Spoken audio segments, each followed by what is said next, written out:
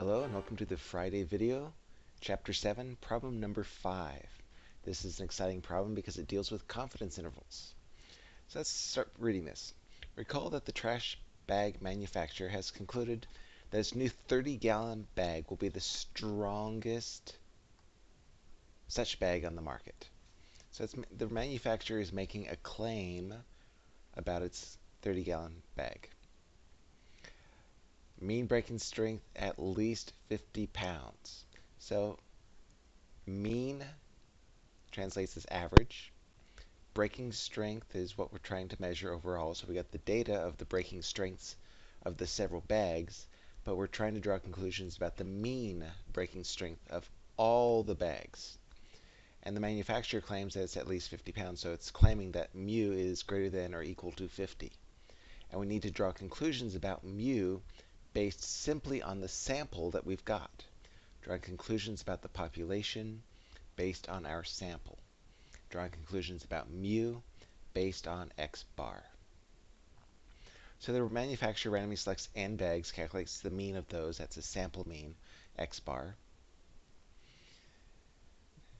So suppose that, unknown to the manufacturer, the breaking strength of the new 30-gallon bag are normally distributed with a mean of mu equals 50.2.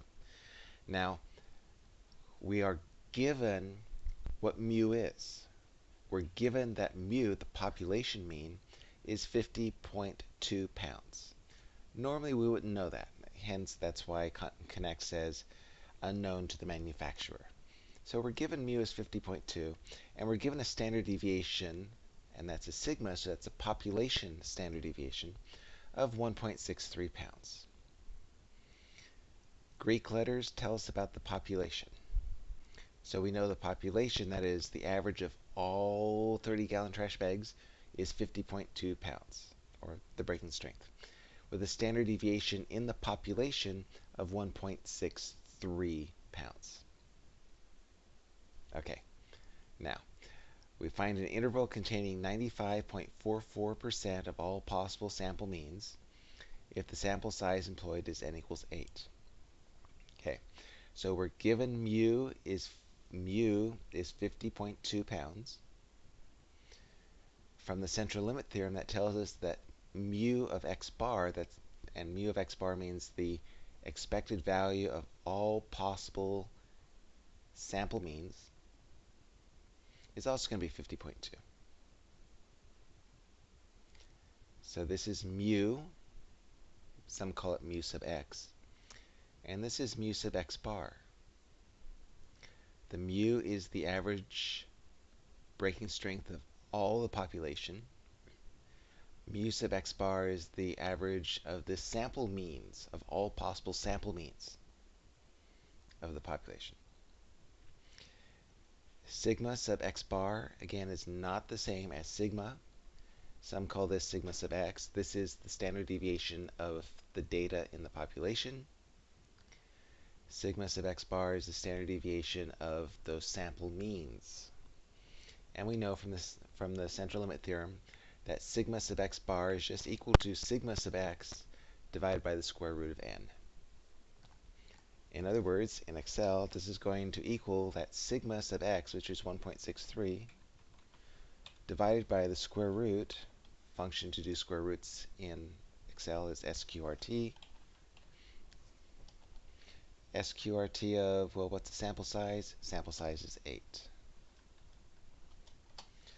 0.57629, rounded to 4 decimal places, 0.5763. Again, keep straight the difference between mu sub x bar and mu sub x, sigma sub x bar, and sigma sub x. Without the subscripts, or with the subscript of x, depending on the source, that talks about the values that you draw from the data. When you have a sub x bar, that means it's of the sample mean. Okay, so now the interval. Well, this interval is just going to be the mean. The lower bound is going to be the mean minus 2 times that standard deviation and it's 2 times because it's 95.44. And we recall back to the empirical rule. See, that thing keeps popping up every once in a while. So the lower bound is going to be mu minus 2 times sigma sub x bar. And the upper bound is going to be mu plus 2 times sigma sub x bar. So that's x bar, what I have highlighted there. I'm going to put mu here. So now the lower limit, I'll put there in the upper limit. Lower limit is going to equal 50.2 minus 2 times that sigma sub x bar. And the upper limit is going to be the mean plus 2 times that sigma sub x bar. So again, 4 decimal places, 49.0474 and 51.3526. And we're done with part A. Part B is very similar to part A. The main difference, or the only difference really, is the sample size is now 46. So instead of looking at the sampling distribution when the sample size is 8, as we did up in A, we're looking at the sampling distribution when the sample size is 46. The only difference is every place we used an 8, we now replace it with a 46. Let's get back to our Excel spreadsheet. 50.2, that didn't use sample size. What did use the sample size was sigma sub x bar. It was the original sigma, the sigma sub x of 1.63, divided by the square root of the sample size. Well, now the sample size is 46. So sigma sub x bar is 0.2403. Notice sigma sub x bar is, for sample size of 46, is smaller than it was for a sample size of 8. As the sample size increases, the sigma sub x bar is going to decrease, because as n, what I have highlighted, as n increases, the denominator is going to increase, so the whole fraction is going to decrease. Now the cool thing is we've already calculated the lower confidence level and the upper confidence level, because we made these depend upon the 50.2 and what was in cell A2, this standard error. It's going to be A1 minus 2 times A2, A1 plus 2 times A2. And where did that 2 come from? It came from the 95.4. So let's go ahead and put those numbers in.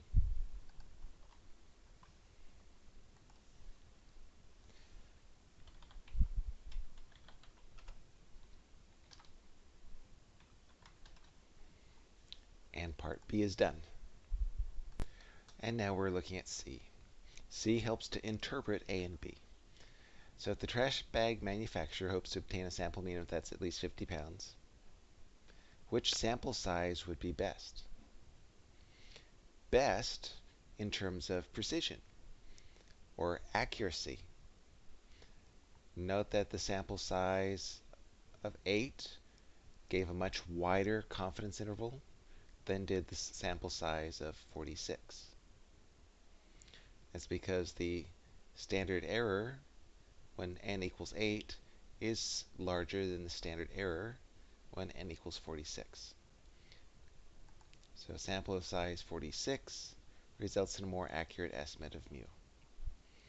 Larger sample sizes, all things being equal, will give you more accurate estimates of mu. And that's the end. Let's go ahead and submit this. Just double check that I know what I'm doing. And 4 out of 20, got all the points. So hopefully this was helpful. Take care of yourselves. I'll talk to you later.